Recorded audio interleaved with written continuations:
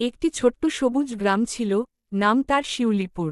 গ্রামের চারপাশে ছিল ধানের ক্ষেত, কাঁঠাল গাছ, আমগাছ আর ছোট্ট একটি নদী।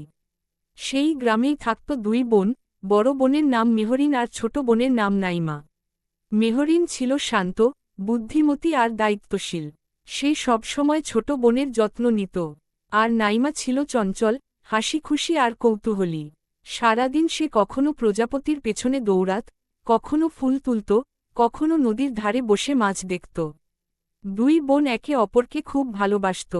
তারা একসঙ্গে খেলত, পড়াশোনা করত, আর রাতে একই বিছানায় শুয়ে গল্প করত। গ্রামের সবাই বলত, এদের মতো ভালোবাসার দুই বোন আর কোথাও নেই। একদিন সকালে তাদের মা বললেন, মেহরিন, আজ বিকেলে খালার বাড়িতে কিছু ফল দিয়ে আসবে? সঙ্গে নাইমাকেও নিয়ে যেও। মেহরিন হাসিমুখে বলল, ঠিক আছে মা, আমরা বিকেলেই যাব। বিকেলে আকাশে হালকা মেঘ ছিল। দুই বোন একটি ছোট ঝুড়িতে আম, পেয়ারা আর কিছু ফুল নিয়ে খালার বাড়ির পথে বের হল।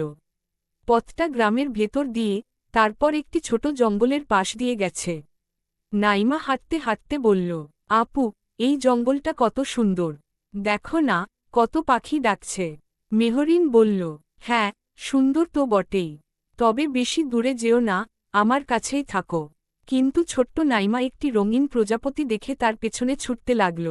কখন যে সে পথ থেকে একটু দূরে চলে গেছে, বুঝতেই পারেনি। হঠাৎ সে চারদিকে তাকিয়ে দেখল, মেহরিনকে আর দেখা যাচ্ছে না। জঙ্গলের গাছগুলো বড় বড়, পাখির ডাক আরও জোরে শোনা যাচ্ছে। নাইমার বুক ধকধক করতে লাগল। সে কাপা গলায় ডাকল, আপু, আপু, তুমি কোথায়? এদিকে মেহরিন খেয়াল করল নাইমা পাশে নেই। সে ভীষণ চিন্তিত হয়ে পড়ল। নাইমা, নাইমা, সে চারদিকে খুঁজতে লাগল। জঙ্গলের ভেতর ঢুকে ছোট বোনের নাম ধরে ডাকতে লাগল। কিছুক্ষণ পর দূর থেকে কান্নার শব্দ শুনতে পেল। মেহরিন দ্রুত সেই দিকে দৌড়ে গেল। গিয়ে দেখল, নাইমা একটি গাছের নিচে বসে কাঁদছে। মেহরিন তাকে জড়িয়ে ধরে বলল, আমি তো বলেছিলাম দূরে যেও না। তুমি ঠিক আছো তো? নাইমা কাঁদতে কাঁদতে বলল, আপু, আমি ভয় পেয়ে গিয়েছিলাম। মনে হয়েছিল তোমাকে আর খুঁজে পাব না। মেহরিন তার মাথায় হাত বুলিয়ে বলল, আমি তো আছি, কখনো তোমাকে একা রেখে যাব না। ঠিক তখনই আকাশে কালো মেঘ জমে গেল। শুরু হলো ঝড়ো হাওয়া আর বৃষ্টি। দুই বোন একটি বড় বটগাছের নিচে আশ্রয় নিল। নাইমা বলল, আপু, এখন আমরা বাড়ি কিভাবে ফিরব?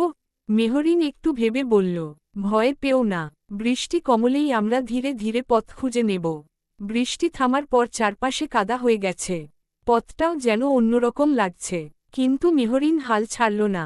সে গাছপালা আর নদীর দিক দেখে পথ মনে করার চেষ্টা করল। কিছু দূর হাঁটার পর তারা একটি ছোট খাল দেখতে পেল। মেহরিন বলল, এই খালটা আমাদের গ্রামের পাশ দিয়েই গেছে। এর ধার ধরে হাঁটলে আমরা বাড়ি পৌঁছে যাব। নাইমা একটু সাহস পেল। সে আপুর হাত শক্ত করে ধরে হাঁটতে লাগল। হাঁটতে হাঁটতে সন্ধ্যা নেমে এলো। আকাশে একে একে তারা জ্বলতে শুরু করল। দূরে গ্রামের মসজিদের আজানের শব্দ ভেসে এলো। নাইমা খুশি হয়ে বলল, আপু, আমরা তাহলে গ্রামের কাছেই চলে এসেছি। মেহরিন হেসে বলল, হ্যাঁ, আর একটু গেলেই বাড়ি। বাড়ির সামনে এসে দেখল মা বাবা খুব চিন্তায় দাঁড়িয়ে আছেন। তাদের দেখেই মা ছুটে এসে দুই বোনকে জড়িয়ে ধরলেন। তোরা কোথায় ছিলি? আমরা কত চিন্তা করেছি। মেহরিন সব ঘটনা খুলে বলল। মা নাইমার দিকে তাকিয়ে বললেন, মা, আর কখনো বড়দের কথা না শুনে একা কোথাও যেও না। নাইমা মাথা নিচু করে বলল, আর কখনো যাব না মা।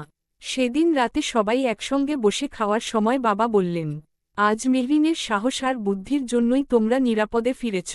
নাইমা আপুর দিকে তাকিয়ে মিষ্টি হেসে বলল, আমার আপু পৃথিবীর সেরা আপু। মেহরিনও ছোট বোনকে জড়িয়ে ধরে বলল, আর তুমি আমার সবচেয়ে প্রিয় বোন। সেদিনের পর থেকে নাইমা আরও বেশি আপুর কথা শুনত। আর দুই বোনের ভালোবাসা আরও গভীর হয়ে উঠল। গ্রামের মানুষ এখনও তাদের গল্প বলে। দুই বোনের সেই ভালোবাসা, সাহস আর একে অপরের প্রতি ভরসার গল্প।